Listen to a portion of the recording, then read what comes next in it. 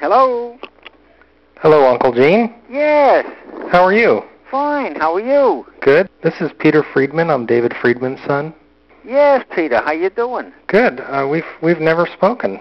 Oh, Pearl was a lovely black-haired girl, dark-haired girl. He told me that the story, of course, used to be that he lost his hair because of me. But he actually said that he started losing his hair when he was 18 years old. he was a continental, highly charming He had a individual. wonderful accent that I couldn't repeat for you. Best I could say was that it was kind of a continental accent. It was Wait very a minute. lovely accent. Wait a minute.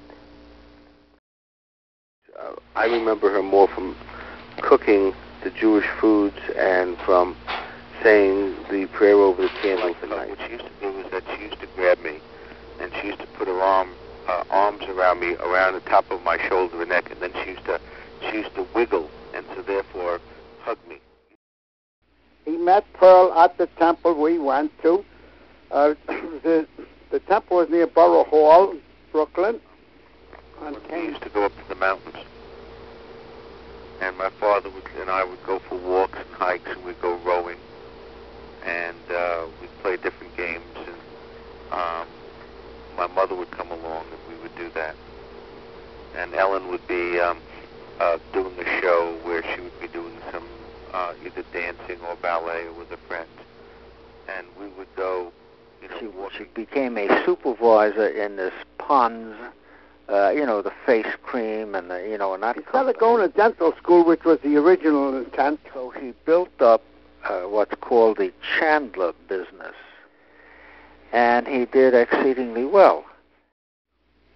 by the way, he came to this country, as I said, he was a sportsman. In the soccer. very, very fast, and he would go from leg to leg, and he could really jump rope like a boxer. Then he made a fuss. And he organized, he made a soccer team that was beating the hell out of the other teams around the New York area. So he organized, he coached it, he played it, and he played center forward. He was a great soccer Quite a lady. Hmm.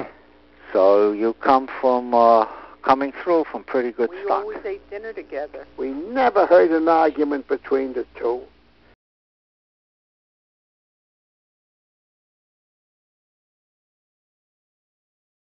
Pearl, unfortunately, developed cancer at a comparatively early age, and it was a shame to see her waste away. And then she had treatments and whatnot and was in and out of the hospital, and that lasted like over So a I year. didn't cry until a little later. I went into one of the closets, the one in the hallway, and I went in the hallway, and I cried in the hallway, in the closet in the hallway. And he came out to the boat, and as I said, he was a swimmer and an athlete and all before that.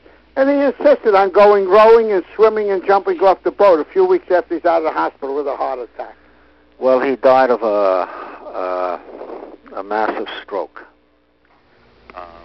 They were basically part of the world that was very comforting to me and very enjoyable to be in. He had a very funny story. He, in those years, would travel sometimes by train, and sometimes it was an overnight trip. Let's say he went to Houston and came back by train. And so when he got up in the morning, if he didn't have a compartment, he'd go to one of the, I want to say sky caps. They're not called sky caps on a train. He went to one of them and said, I need to say my morning prayer. Can you find me like a compartment for 15 minutes? And the man was very kind and did. And when Grandpa finished his prayer, he tried to tip him. And he said, oh, no, sir, I won't accept that. Next time you say a prayer, you include me instead.